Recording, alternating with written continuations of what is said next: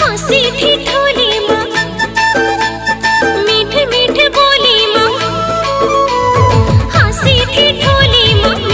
ये लुडू थुपू वाला ताली नहीं यार, एक बार जोरदार ताली बजाओ आप सब लोग। चलिए चलो एक बार जोरदार तालियां तितरवन के बेटियों के लिए। संजू रेसू युगल डांस परिवार तितरवन 1 लाख से ज्यादा इनके चाहने वाले हैं। आप गणपति उड़वट तितरवन कोंडा गांव लिख लीजिए और आप बैठे बैठे अभी देख लीजिए। एक बार जोरदार ताली और स्टार्ट। 4 3 2 1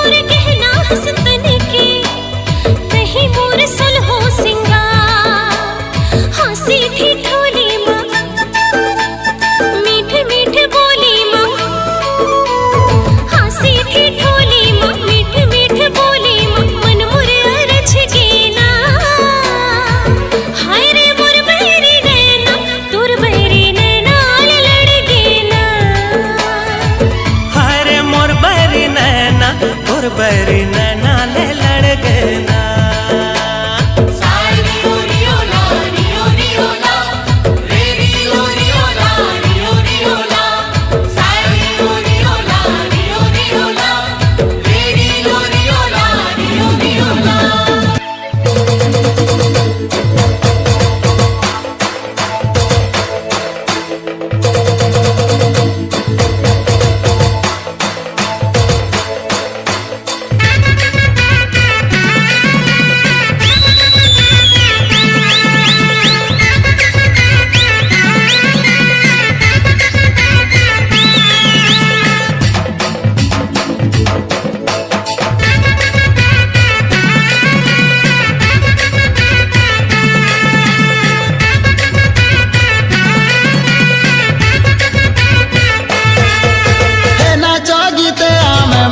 मोजा बजिले बोजा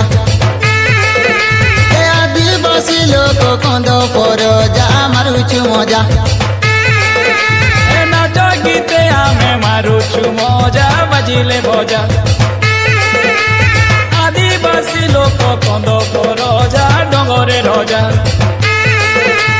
डबो डबो पानी जल नाले बसा बांधी अछु डोंगर तले डबो डबो पानी झरना नाले बसा बांधी अछु डोंगर तले रे धन डोंगर तले रे धन डोंगर तले। अरे भोटा पाचे भोटा धान रे मोर धन बिरी हेसी मानो मानो अरे झोपा झोपा कांदुलो गुछा अरे डिरे झूला लऊ जनी कुमुड़ा फले रे छानी डोला डोला मन मन छा हे गुरुजी मोड़िया खेड़ बुझा बुझा मारुछु मजा आदिवासी आमे कंदो परो जा मारुछु मजा ए फले गोदा गोदा काकिरी बुदा धाड़ी मोंदा मोंदा कुचाई कोंदा फले गोदा गोदा काकिरी बुदा धाड़ी मोंदा मोंदा कुचाई कोंदा रे दोदा कुचाई कोंदा रे दोदा कुचाई कोंदा हे फूला फुटी अचे पुंजुरु पुंजा मारुछु मजा आदिवासी आमे कंदो परो जा मारुछु मजा एलिया गुड़ो संगे खाइले मजा मिठाई खोजा